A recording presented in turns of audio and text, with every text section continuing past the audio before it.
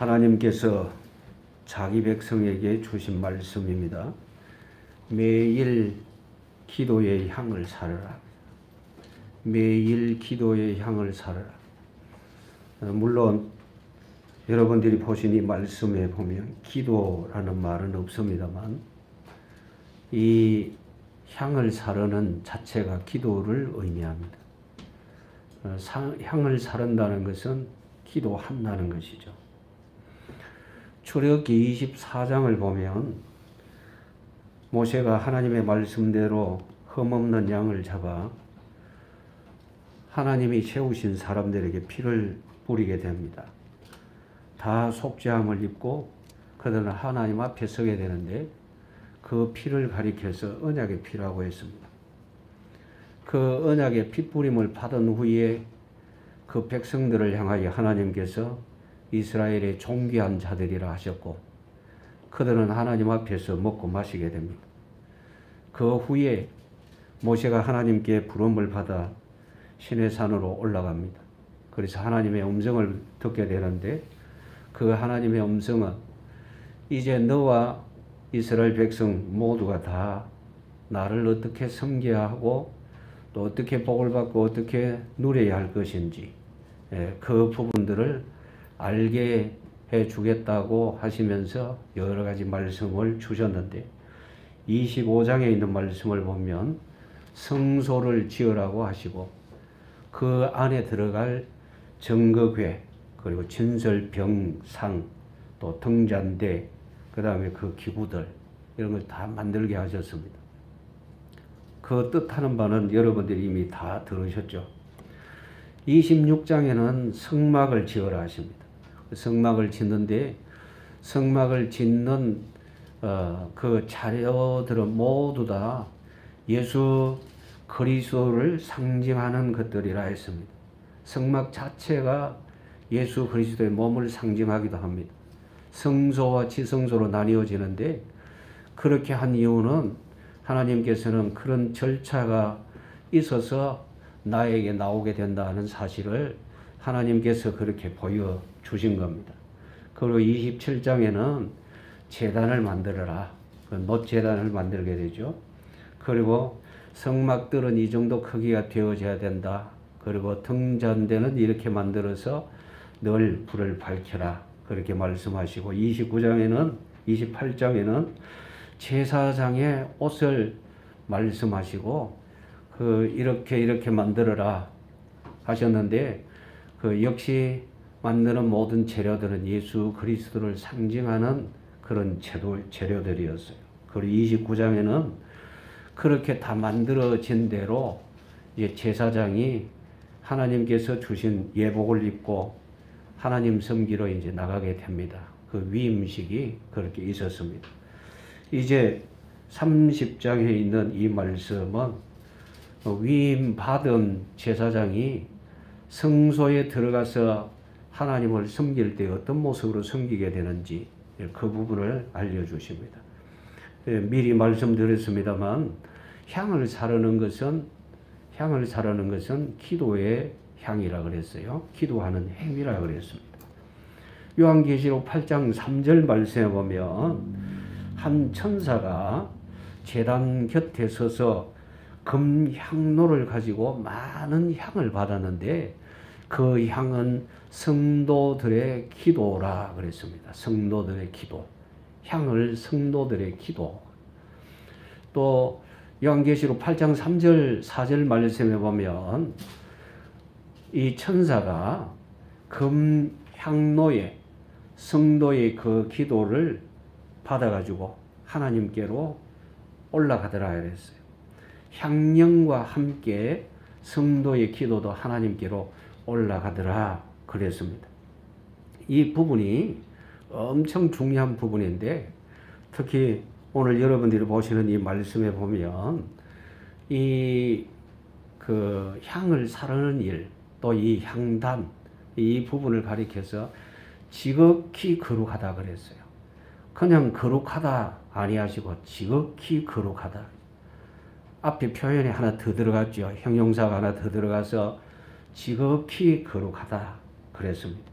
왜 이렇게 지극히 거룩하다고 하셨는지 여러분들이 말씀을 보시면서 이래서 거룩하다 하셨구나 라는 그 답을 분명히 얻기를 원합니다. 첫 번째, 기도의 향을 사르기 위해서는 분향할 제단을 먼저 만들어라고 하십니다. 30장 1절부터 6절 말씀에 있죠. 재료들은 조각목으로 먼저 만듭니다. 조각목은 아카시아 나무의 일종이라고 그랬죠. 여러분들이 이 나무의 성질을 좀 잘 아셔야 되는데, 아마 신학자들이 이 나무 성질을 잘 모르고 이야기하는 것 같다 싶은 생각이 저는 많이 들었어요. 왜냐하면 제가 아카시아 나무, 제법 큰 나무들을 이렇게 취급해 봐서 알거든요. 마르기 전에는 이게 괜찮은 목재이겠거니 그렇게 생각할 수 있어요. 그런데 이 나무가 말라버리면 터집니다. 다 갈라지죠. 그리고 또 이 나무에 그 벌레들이 좋아하는 향이 있어서 벌레들이 쉽게 이 나무에 침투를 합니다. 그래서 벌레 먹은 그 모습들을 보면 구멍이 숭숭 뚫려 있어서 목재로서 사용하기가 좀 곤란해요. 그리고 또 바짝 마르고 난 다음에는요, 못을 치면 못이 안 들어갑니다. 너무 단단해서. 그래서 목재로 사용하기가 그렇게 편하지는 않습니다. 그 아카시아 나무 종류들이 대체로 그래요. 그런데 이 나무를 써서 일단 먼저 모양을 만들어라 그럽니다. 분양할 그 재단을 만들어라. 그 다음에 만들 때 반드시 무엇으로 삽니까? 예? 보자기로 삽니까? 예. 보십시오. 뭐라고 했는지. 예. 순금으로 사라 그랬죠. 3절 보십시오. 3절. 같이 읽습니다. 제단 상명과 전후 좌우명과 뿔을 순금으로 사고 주위에 금태를 두를지며. 조각목으로 만들 때 반드시 순금으로 사라. 그리고 금태를 두르라. 그러면 조각목은 안 보이죠? 네, 전혀 안 보입니다. 뭐만 보입니까? 순금. 그리고 태를 두른 금태. 그 순금만 보이는 거예요. 이제 이 모습 속에서 하나님께서 우리에게 가르쳐 주시는 부분이 있는데, 하나님 앞에 나갈 때는 우리 모습이 없습니다. 언제든지 예수님 이름으로 나가게 됩니다. 그리고 금은, 순금은 불변이죠. 변하지 않죠.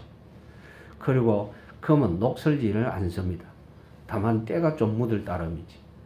그런데 그 먼지나 때가 끼면 닦으면 원래 그대로입니다. 그 반짝거립니다. 녹슬지 않는, 변하지 않는 그런 부분을 갖고 있죠. 그러니까 결국은 이 순금으로 이렇게 감사라라고 한 것은 하나님의 은혜를 입어라. 예수 그리스도로 완전히 뒤집어 서라. 성령으로 충만한 사람이 되라. 그리스도로 옷 입은 사람이 되라. 그런 의미입니다. 금태를 두른다는 것은 힘이 없잖아요. 그러니까 이 태로 묶어야 되는 거죠. 어떤 부분에서는 이렇게 생각할 수 있습니다. 우리가 예수 그리스도께 완전히 붙들려 있어야 된다. 예수님께 붙들려 있지 아니하면 우리는 자꾸 우리대로 나가려고 합니다. 여러분들이 혹시 염소나 양을 길러 보셨는지 모르겠지만, 염소나 양을 기르면요, 이 목줄을 하지 않으면 항상 지 마음대로 돌아다닙니다. 그럼 목줄을 해놔도 지 마음대로 나가려고 자꾸 그럽니다. 그 주인이 목줄을 딱 잡고 붙들고 있어도 지 마음대로 가려고 하거든요.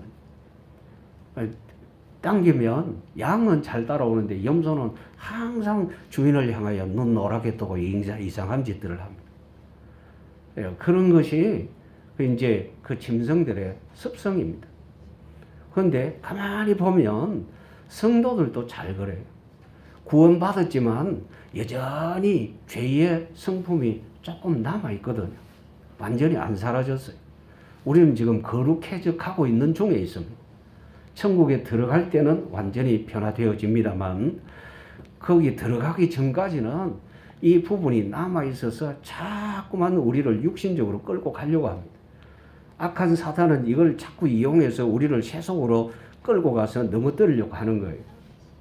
그런데 사람들이 여기 잘 속습니다. 그래서 주께서는 이것을 보여주시죠. 순금으로 사라, 금태를 두르라. 그렇게 해야 된다고 가르쳐 주십니다. 여기 보면 또 2절 말씀에 보면 뿔을 만들어요. 제단에. 놋제단에 뿔을 만들죠. 번제단이라 그럽니다. 그 성막 앞에 있는 제단, 그 놋제단이라 일컬어요. 놋제단. 거기에는 이제 번제물, 속죄제물, 화목제물, 속헌제물 이런 것이 올려져서 불태워집니다. 그런데 여기는 향단입니다. 다르죠? 역할이 달라요. 앞에는 속죄의 제물들을 올려서 이제 하나님 앞에 속죄의 제사를 드리는 거고, 그 다음에 여기는 향을 사르는 건데, 이제 속죄함 받은 사람이 이제 그 안으로 들어가서 향을 이렇게 사르게 되는데, 이 향은 기도라 그랬죠. 예, 하나님 앞에 기도하는 그런 모습이 되어지는 거죠. 한 단계 더 앞에 나가는 겁니다. 그래서 여기에 앞에도 보면 놋제단에 뿔이 있고 여기도 뿔이 있어요. 둘 다 똑같이 어떤 뜻을 가지고 있느냐면 권세, 죄 사함의 권세, 그리고 기도 응답의 약속, 그것도 권세입니다. 우리 하나님께서 우리에게 뭘 주셨느냐, 그걸 주셨어요. 우리가 예수님의 이름으로 하나님 앞에 기도하는 것도 기도에 영적 권세가 있다는 사실을 여러분 기억하십시오. 하나님께서 이미 우리에게 주신 겁니다. 우리는 이 은혜를 받은 거예요. 그러니까 여러분 보십시오. 하나님의 자녀로 이제 인침을 받고 구원함을 받고 은혜 가운데서 살지 않습니까? 사는데 이런 모든 권세의, 영적 권세의 내용들을 잘 알면 하나씩 하나씩 다 쓰게 되잖아요. 쓰게 되는데 모르면요, 못 쓰죠. 요즘 여러분들이 휴대폰 다 갖고 있잖아요. 나이가 많아도 적어도 다 갖고 있어요. 그런데 저 같은 경우는 휴대폰의 기능이 엄청 많은 걸 사용할 줄 모릅니다. 왜 사용 못하느냐? 잘못 부비면 다른 데로 가버리잖아요. 요즘은 이상한 게 많이 들어오거든요. 그래서 뭣도 모르고 건드렸다가는요, 이상하게 되어지는 건 많거든요. 제가 몇 번 그래봤어요. 그랬더니 이 휴대폰이 작동이 제대로 안 되는 거예요. 그래서 이거 아니구나.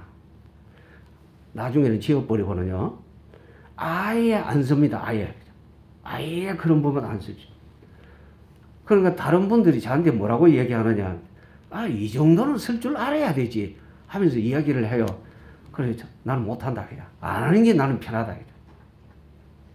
그런데 성경에 있는 이 은혜의 비밀은 안 하는 게 편한 게 아니라 하는 게 편한 거예요. 성경에는 은혜의 비밀이 가득 차 있어요. 컴퓨터나 이 스마트폰 이런 부분들은 이렇게 보면 이걸 악용하는 사람들이 참 많거든요.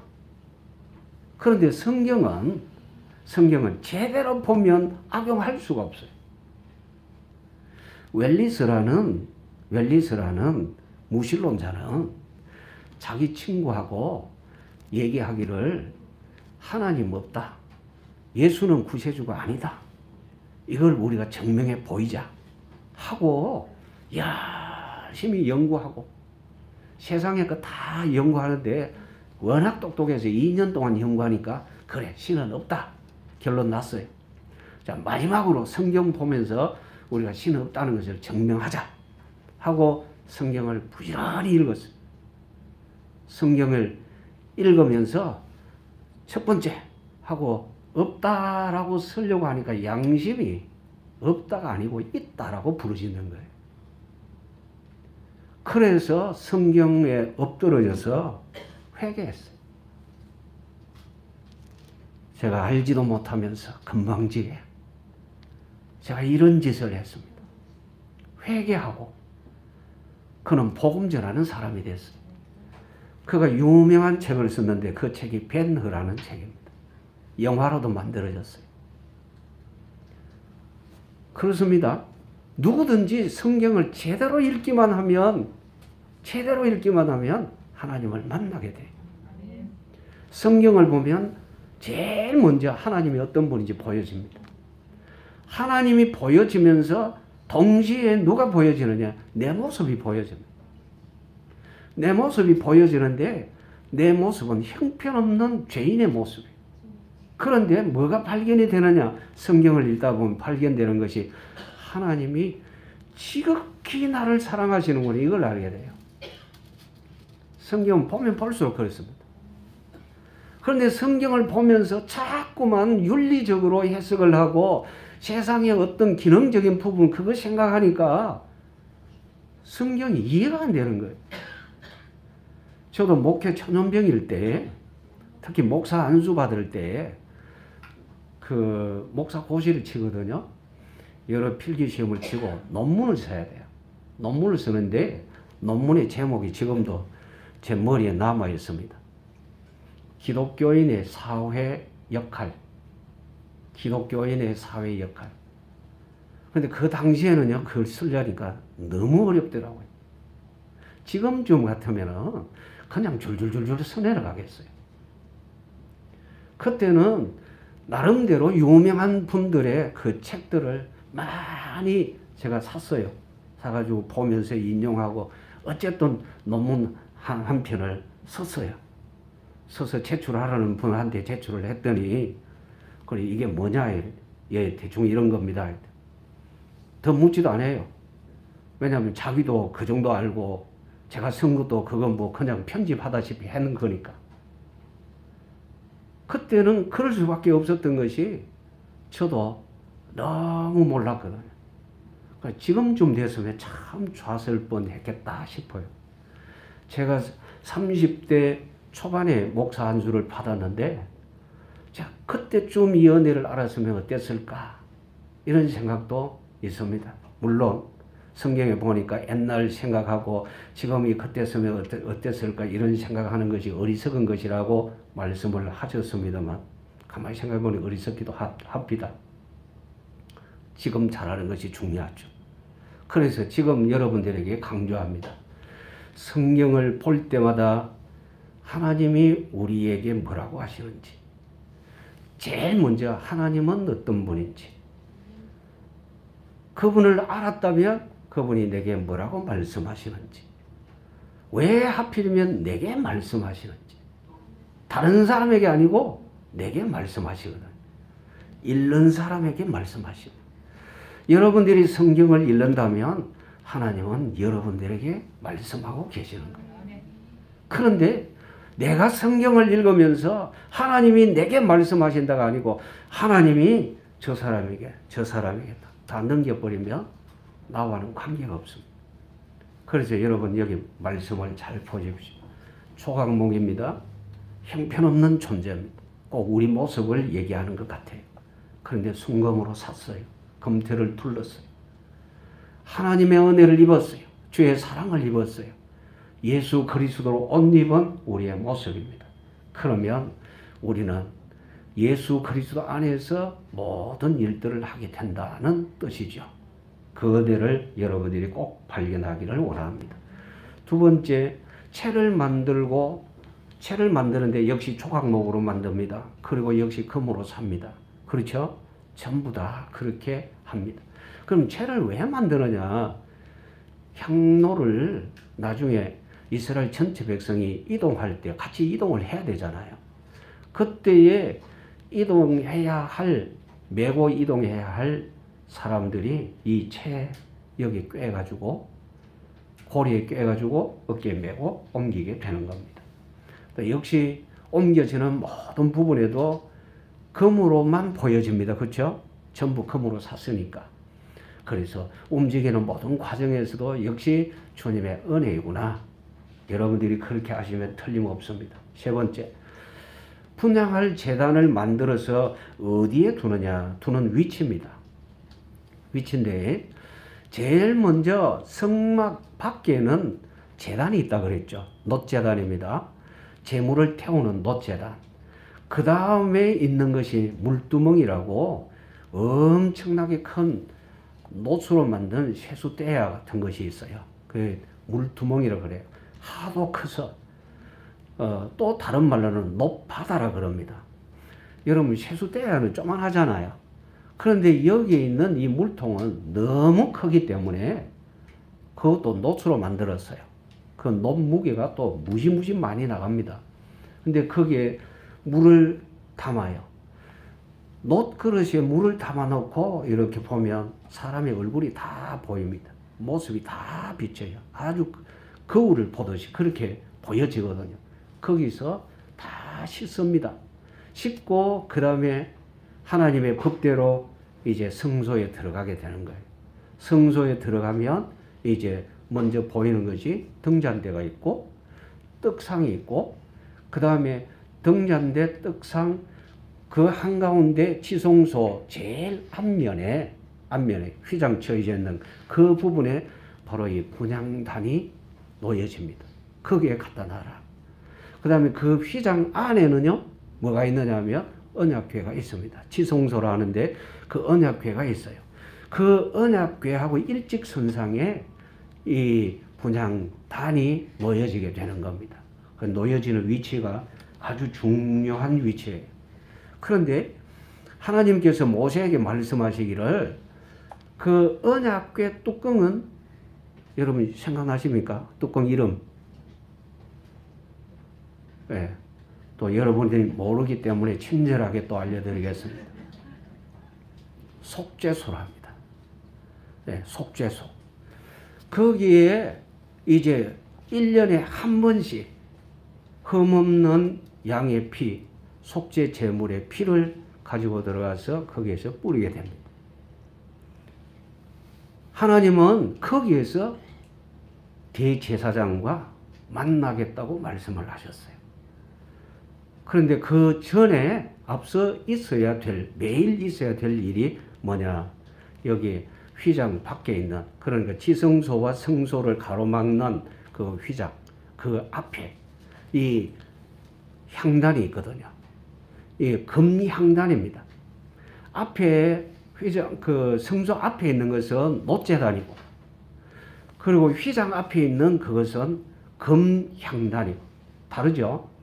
예, 완전히 달라요. 그래서 거기에 매일 향을 사르라고 하는데, 두는 장소는 바로 그 장소다. 여러분, 기억하십시오. 여기에서 이제 보면 매일 향을 사르는 그 행위가 기도하는 것이라 했는데, 임재하여 계시는 하나님을 만나는 곳이다 라고 여러분들이 생각을 하면 됩니다. 그러니까 하나님께서 원하시는 것이 뭐냐면, 그래, 너희들은 내 앞에 늘 나오느라, 매일 내 앞에 오느라. 자, 여러분, 하나님이 부르셨다면 왜 부르셨겠어요? 매를 들고 때리려고 부르시겠습니까? 은혜 주시려고 부르시겠죠. 복 주시려고 부르시겠죠. 우리를 더 강건하게 하시려고 부르시겠죠. 하나님께서 우리를 부르실 때는 우리에게 좋게 하려고 부르시는 거예요. 그런데 하나님의 음성을 부담스럽게 여기는 사람이 있습니다. 누가 그럴까요? 예? 여러분, 하나님이 여러분들을 부르시면 여러분 부담스럽습니까? 그런데 부담스러워하는 사람은 왜 부담스러워할까? 생각해 보셨어요?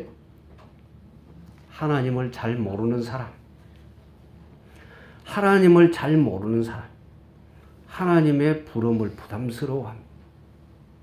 은혜에 대해서 잘 모르는 사람, 하나님께서 예배하러 내 앞으로 나오느라 라고 부르시는 그 부르심을 부담스러워합니다. 힘겨워합니다. 그런데 하나님이 어떤 분인지 알면 하나님의 부르심은 감사할 따름입니다. 여러분 모두가 다 그렇게 되어지기를 원합니다. 자, 분향할 제단을 만들고 갖다 놓아라 하는 그 장소에 갖다 놓습니다. 그러면 하나님께서 이제 그 앞에 향을 사르라. 향을 사르는데 너희들은 이렇게 해야 된다라고 가르쳐 주십니다. 7절 보십시오. 같이 읽습니다. 아론이 아침마다 그 위에 향기로운 향을 사르되 등불을 손질할 때 사를지며. 언제 사르라 그럽니까? 아침마다. 아침마다 그 위에 향기로운 향을 사르되 등불을 손질할 때 살을 찌며 8절 같이 읽습니다. 또 저녁 때 등불을 켤 때에 살을 찌니 이 향은 너희가 대대로 여호와 앞에 끊지 못할지며. 자, 7절 8절 보니까 아침과 저녁이죠. 예, 아침과 저녁 정해진 시간입니다. 해 뜨기 직전 또 해 질 때, 해 뜨기 직전 그리고 해 질 때. 해 뜨기 직전은 하루의 시작이죠. 예, 시작할 때 하나님 앞에서 하나님께 기도를 드려라. 자신의 인생을 하나님 앞에 맡겨드리고 내 삶을 하나님의 인도해 주옵소서. 그 기도입니다. 그리고 저녁 때 주여 하루를 이렇게 인도해 주셨으니 감사합니다. 주의 은혜 가운데에서 살게 하셨으니 감사합니다. 이 밤에도 평안케 하옵소서. 그런 의미입니다. 그러니까 시간만 아침, 저녁 이 시간 그 시간대만 지키면 된다. 그게 아니요. 계속해서 기도. 아시겠죠? 계속해서 기도. 아침에도 기도, 저녁에도 기도. 늘 하나님 앞에 기도해야 된다. 이 부분을 주께서 가르쳐 주십니다. 특히 여기 등불을 정리할 때 이랬거든요. 등불을 손질할 때. 여러분 등불은 늘 손질해야 되죠. 왜 그렇습니까? 완벽하지 않기 때문에 여기 거름도 생기고 그렇잖아요. 손질해야 돼요. 저는 어릴 때 여러분 호야등이라고 써보신 적 있죠? 유리로 이렇게 해가지고. 근데 매일 그거 할 때마다 닦아야 돼요. 왜요? 예, 거름이 거슬려가지고 시커멓게 되니까. 그래서 그거 닦는다고 하다가 손도 많이 베었어요. 유리에. 늘 그렇게 했어요. 그렇게 해야 밝으니까요. 그런데 그렇게 할 때마다 하나님께서는 뭐라고 하셨느냐? 향을 사르라. 그렇게 할 때마다 내게 와서 기도해라. 그렇게 말씀하셨어요. 그리고 8절 마지막에 이 말씀을 여러분 꼭 기억하십시오. 8절 마지막에 너희가 대대로 여호와 앞에 끊지 못할지며. 아주 간단하게 얘기하자면 기도가 중단되면 안 된다. 기도라는 것은 많은 사람들이 오해를 하고 있는데 어떻게 오해를 하고 있느냐면 하나님께 뭘 타내는가? 오해입니다. 오해. 아주 큰 오해. 그래서 어떻게 하면 응답을 받을까? 응답받는 비결 이러면서 막 그럽니다. 그러니까 못된 사람들이 또 나타나서 기도 응답 받는 비밀을 내가 가르쳐 줄 테니까 내게 돈 내놔라. 그죠? 이런 사람도 있어요. 그럼 어떻게 응답 받는데? 했더니 자신은 이렇게 하고 완전히 사기꾼이고 도둑놈이죠. 성경을 보면 하나님 앞에 나갈 때는 하나님이 주신 법을 따라 하나님의 약속을 믿고 나가면 돼요. 하나님은 어디든지 다 계십니다. 어디든지 계시는 그분은 하나님의 뜻대로 아버지 하나님께 기도하기를 원하십니다. 요한일서 5장 14절 말씀에 보면 아버지의 뜻대로 구하면 받으심이라. 요한복음 15장 7절의 말씀은요. 여러분 이해를 잘 하셔야 돼요. 사람들은 주로 어디까지 딱 생각을 하느냐면 우리 주님 말씀하시기를 너희가 내 안에 내 말이 너희 안에 가면 이게 제일 중요한 말씀이거든요. 그런데 요 말은 딱 빼버리고 무엇이든지 원하는 대로 구하라 그리하면 이루리라. 너희가 내 안에 내 말이 너희 안에 요건 빼버리고 무엇이든지 원하는 대로 구하라 그리하면 이루리라. 요것만 가지고 주여 무엇이든지 구하라 했지 않습니까? 그래서 무엇이든지 구합니다. 주시옵소서 이러거든요. 근데 주님은 뭐라고 하셨습니까? 너희가 내 안에 내 말이 너희 안에. 그럼 너희가 내 안에 내 말이 너희 안에 그 말은 주님과 나와 하나가 되어졌다 그 말이잖아요. 하나가 되어졌다는 것은 목적도 같고 뜻도 같고 방향도 같고 다 같아야 된다 그 말이죠. 우리 주님과 같으면 응답받는다 이거죠. 우리 주님과 뜻을 같이 하면 주께서 내게 역사하신다 그거잖아요. 지금 여기 내용도 그겁니다. 되도록 끊지 말아라는 것은 너와 내가 같이 있어야 된다. 그 얘기예요. 그래요. 왜 주님과 같이 있어야 되느냐? 이유는 주님과 같이 하지 아니하면 우리의 본성은 자꾸 세상 밖으로 나가려고 합니다. 자꾸만 그렇습니다. 하나님께 붙어 있기보다도 세속의 것을 더 그리워하는 그런 부분들이 있습니다. 그래서 구약시대에 주께서는 내주라는 그런 역사를 나타내지 않으셨거든요. 우리 주께서 말씀하셨어요. 내가 내 백성에게 특별히 새 은혜를 주겠다. 내 영이 그들 속에 거하겠다. 그러셨어요. 내 영이 그들 속에 거하겠다. 하나님의 영이 오늘 우리 속에 오셨습니다. 언제요? 영접할 때, 믿을 때, 주여 믿습니다 할 때, 그때. 그래서 주께서 우리에게 강조하십니다. 너희들이 내게 기도하는 거 끊지 말아라. 계속 해라. 대대로 기도해야겠다. 그런데 이스라엘 백성이 하나님의 말씀에 순종하지 않고 그만 이게 끊어져 버렸어요. 이스라엘 백성에게 환난이 왔어요. 제일 먼저 누구한테 어려움이 왔느냐? 이 일을 끊어버린 제사장에게 문제가 제일 먼저 닥쳤어요. 백성들에게는 2차로 그냥 또 따라오는 거예요. 문제. 그래서 나중에는요, 하나님과 관계가 완전히 끊겨버리니까 하나님의 백성이, 언약의 백성이 암흑 속에서 살아요. 말라기 선지자부터 세례 요한이 보라 세상 죄를 지고 가는 하나님의 어린 양이로다 라고 선포하는 그때까지 자그마치 400년 동안이나 하나님의 말씀은 나타나지를 않았어요. 왜? 거부하니까. 하나님이 그렇게 은혜를 주신다고 부르셨는데도 거부하니까. 그만 그런 일이 벌어지고 말았던 겁니다. 그래서 말씀하십니다. 대대로 끊지 못할 것이다. 향은 언제 사르느냐? 아침에 저녁에. 늘 해야 된다. 끊으면 안 된다. 데살로니가전서 5장 17절 말씀에 쉬지 말고 기도하라 그랬어요. 쉬지 말고. 쉬지 말고 기도하라는 것은 계속 입으로 중얼거리라 그 얘기가 아닙니다. 내 마음이 언제든지 주님을 향하여 움직이고 있어야 된다라는 말씀이에요. 꼭 기억하십시오. 에베소서 6장 18절 말씀에 보면은 무시로 성령 안에서 기도해라. 무시로. 계속 해라. 왜 성령 안에서 기도해야만 되느냐? 하나님의 인도하심을 받아야 되거든요. 여러분 내일 일 압니까? 모르죠. 내일 일은 난 몰라요. 다 하잖아요. 내일 일은 난 몰라요. 그런데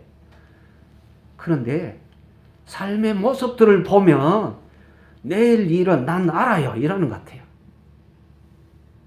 왜 그러냐? 자기가 계획한 대로 쫓아가고 있거든요. 그런데 주께서는 우리에게 말씀하십니다. 기도해라.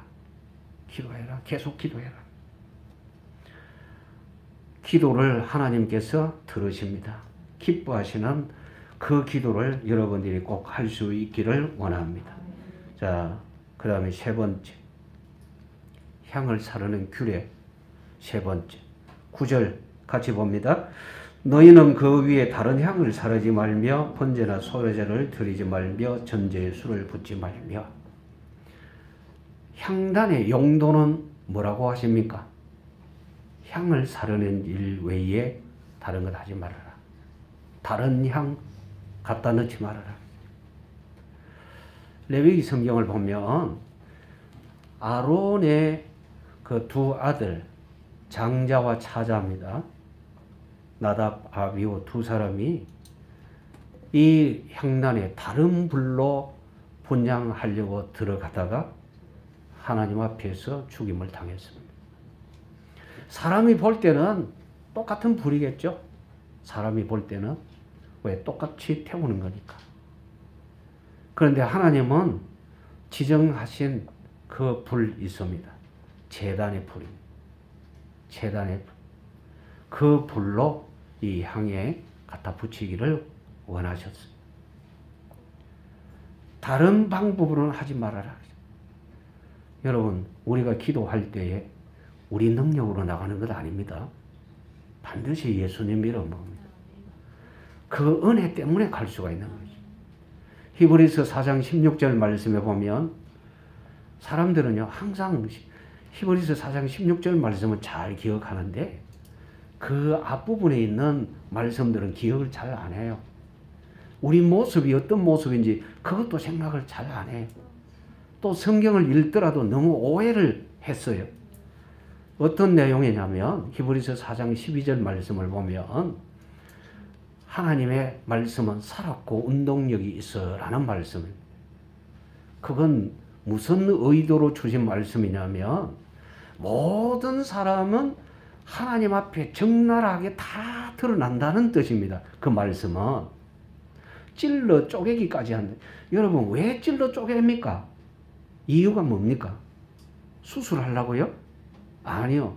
뭐가 들었는지 그거 보려고. 그러니까 찔러 쪼갠다는 말은 그 앞에 쪼개진 그 모습이 적나라하게 다 드러난다는 거예요. 그 뒤에 말씀은 그러면 이제 우리가 끝장났다 거기거든요. 그런데 뒤에 뭐라고 했느냐 하면 그러므로 우리에게 대제사장이 있다. 우리는 다 하나님 앞에 부정한 것 다 드러나게 되는데 그러면 어떡할까 했는데 그러므로 이렇게 됐으니까 우리에게 필요한 분이 누구냐? 대제사장. 그분이 누구냐? 예수님이다. 그분이 우리 위하여 다 대속하셨다. 그래서 때를 따라 돕는 은혜를 얻기 위하여 누구에게 나가느냐? 예수님께. 그래서 은혜의 보좌 앞으로 담대히 나아갈지니라. 여러분, 성경을 읽어도 제대로 잘 읽어야 돼요. 안 틀리게 또박또박 읽는다고 잘 읽는 것이 아니라 의미를 제대로 알아야 된다 그 말이에요. 그런데 지금도 대부분의 목회자들은 그 말씀을 가지고 이렇게 이야기를 합니다. 치료하는 말씀이랍니다. 거기는 치료가 아닙니다. 여러분, 병원 수술실에 쓰는 칼은 잘라내려고 쓰는 칼입니다. 그러잖아요? 잘라내려고. 가르고 속에 뭐 들었는지 보고 나쁜 것 있는 거 잘라내려고 쓰는 거예요. 하나님께서 왜 날카로운 검을 말씀하셨느냐? 이유는 우리의 모습은 그 앞에서 설 수 없다 그거예요. 그럼 지금은 그 앞에 서게 됐어요. 누구 때문에요? 예수님 때문에. 그래서 우리의 모든 부분에서는 내 방법이 아니고 누구 방법이요? 하나님의 방법, 하나님의 법이요. 그래서 다른 것은 하지 말아라. 여기서는 이것만 해라. 무조건 여러분들은 하나님 말씀대로만 하면 됩니다. 하나님의 말씀대로 하는 것은 항상 예수님 이름으로. 예수님이 우리에게 모든 것 행하시는 줄 알고 예수님 앞으로 나가면 되는 겁니다. 그리고 10절 같이 읽습니다. 아론이 1년에 한 번씩 이 향단불을 위하여 속죄하되 속죄제의 피로 1년에 한 번씩 대대로 속죄할지니라. 이 제단은 여호와께 지극히 거룩하니라. 아니 1년에 한 번씩 속죄를 해야 된다니 이거 이유가 있어요. 우리 주님은 완벽하시고 영원하십니다. 이 땅의 것은요 모든 것은 제한된 것입니다. 그러니까 성소 안에 있는 모든 부분은 다 예수 그리스도를 상징하는 물건들입니다. 그런데 이 물건은 영원히 거룩하지 않습니다. 하나님께서 기한은 여기까지다 하는데 거기까지만 거룩한 거예요. 그래서 다시 속죄해라. 그러면 피 뿌려야 돼요. 이 부분은 항상 되어져야 된다. 왜 하나님께서 이렇게 하셨느냐 하면 사람들이 한 번만 하고 영원히 끝난다. 이런 생각하면 안 되거든요. 모형을 보고. 우리 주님은 실체잖아요. 그 실체이신 주님과 함께하면 영원히 생명을 얻게 되지만 모형 갖고는 영원히 아니거든요. 그래서 하나님께서는 거듭 이 속에 분명하게 심으라고 가르쳐 주시는 것입니다. 그래서 속죄해라.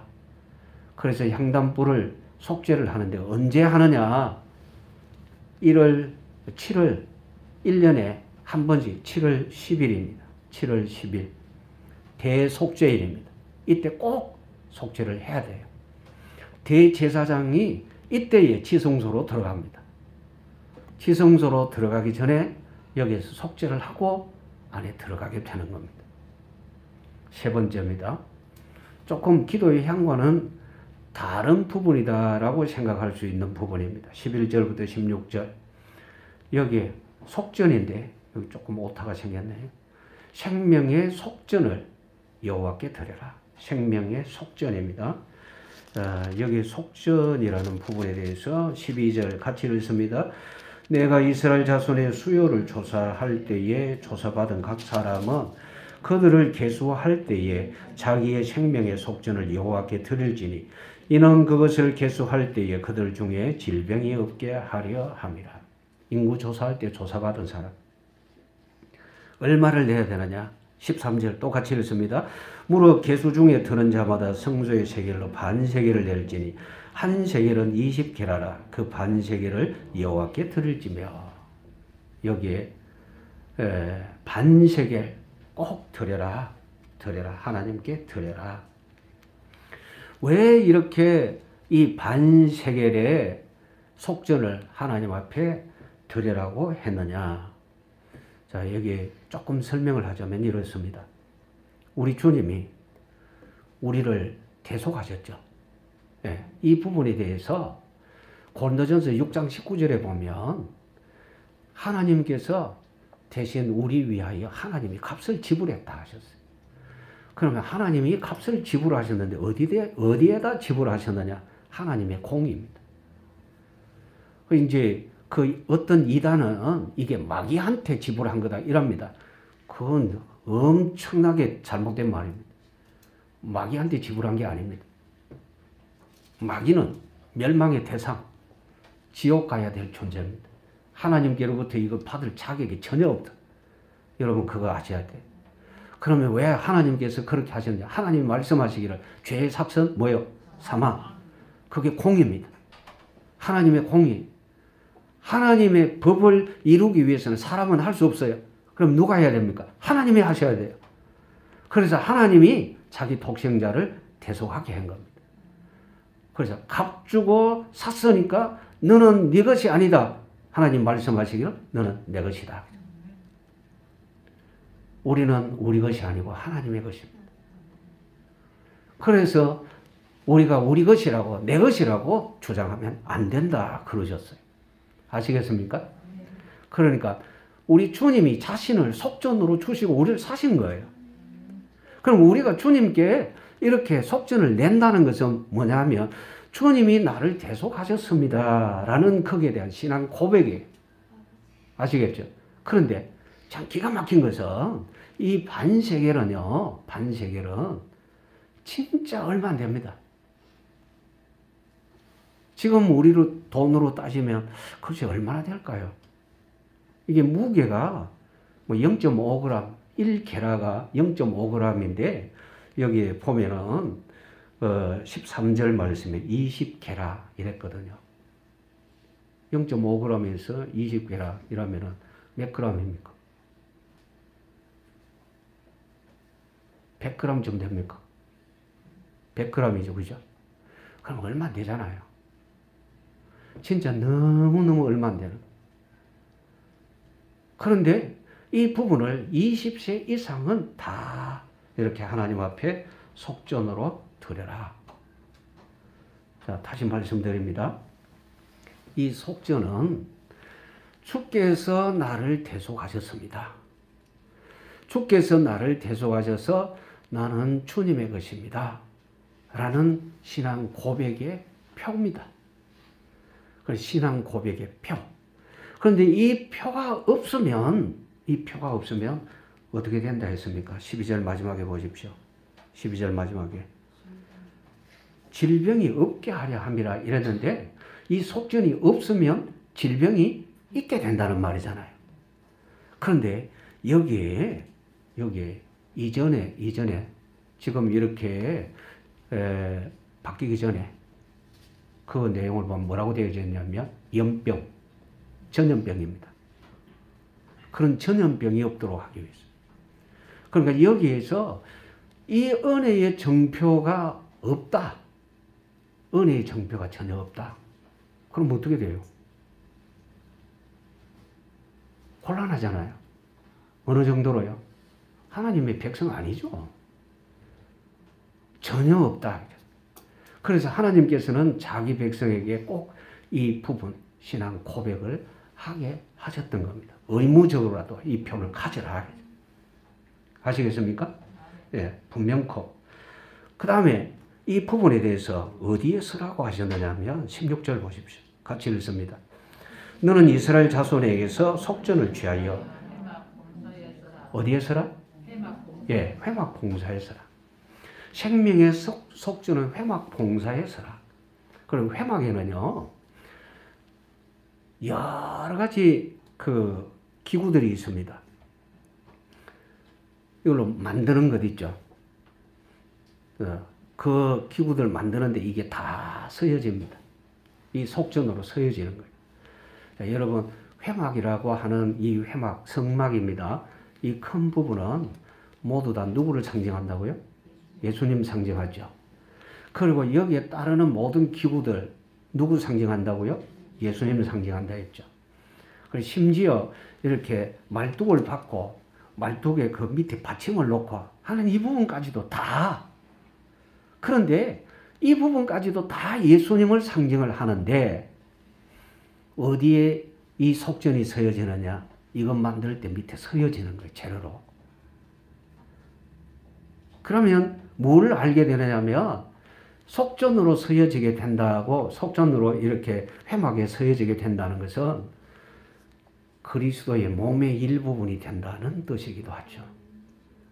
오늘 예수님을 구주로 영접한 하나님의 자녀 모두는 그리스도의 지체입니다. 우리 하나님은 자기 백성에게 이것을 가르쳐 주셨어요. 너희는 그리스도의 지체다. 이 부분을 알게 하시는 거죠. 우리가 누군지 잘 알아야 됩니다. 하나님께서는 우리를 굉장히 귀하게 보십니다. 왜 귀하게 보시느냐? 우리를 위하여 독생자를 내어주셨거든요. 그래서 귀하게 보시는 거예요. 예수님은 만약에 우리를 위하여 대속 안 하셨다. 우리는 귀하게 여김을 받을 만한 내용이 전혀 없어요. 그런데 예수님이 우리를 대속하셨고 우리는 대속함을 입고 하나님을 아버지라 불러요. 아버지는 그 자녀를 귀하게 봐요. 아주 귀하게 봐요. 존귀하다 하십니다. 그래서 우리는 스스로를 그렇게 말할 줄 알아야 됩니다. 한번 따라 하십시다. 나는 존귀하다. 나는 존귀하다. 하나님의 자녀니까요. 하나님의 백성이니까요. 존귀한 거예요. 마지막으로 16절 마지막에 보면 이렇게 기록이 되어져 있습니다. 회막 봉사에 서라 해놓고 이것이 여호와 앞에서 이스라엘 자손의 기념이 되어서 너희의 생명을 대속하리라. 기념이 되어져서 하나님 앞에 기념입니다. 이스라엘 자손이 하나님 앞에서 기념. 굉장하죠. 그래서 너희의 생명을 대속하리라. 그럼 우리가 어디에 있느냐? 누구 백성이냐? 그거에 하나님 백성이다. 우리 주님의 지체로서 또 하나님의 백성으로서 하나님 앞에서 살게 되어진 이 부분을 우리에게 알려주십니다. 그래서 여러분, 이 부분은요, 기도에 향할 때, 나는 하나님의 사람이구나. 나는 내 것이 아니고 우리 주님은 거구나. 바울도 그랬잖아요. 예수 그리스도의 종 바울은 나는 주님의 것. 우리 모두는 주님의 것. 한시도 잊지 마시고 늘 주님께 기도하고 주님의 인도를 받고 주님의 지배를 받고 주님이 경영하시는 대로 여러분들이 움직여지는 그 복을 꼭 누릴 수 있기를 주님의 이름으로 축원합니다. 기도드립니다. 하나님 우리 아버지 감사합니다. 우리를 주 안에서 크게 복되게 하셨습니다. 온전하게 누릴 수 있는 믿음을 우리 모두에게 허락하여 주시기를 원합니다. 우리 아버지여 성령으로 저희들에게 충만하게 하셔서 날마다 우리 주님의 이름을 즐거워하게 하시고 주님의 이름을 부를 때 힘이 나게 하시고 아버지라고 부를 때 소망이 넘쳐나게 하여 주옵소서. 구주 예수님의 이름으로 기도드리옵나이다. 아멘.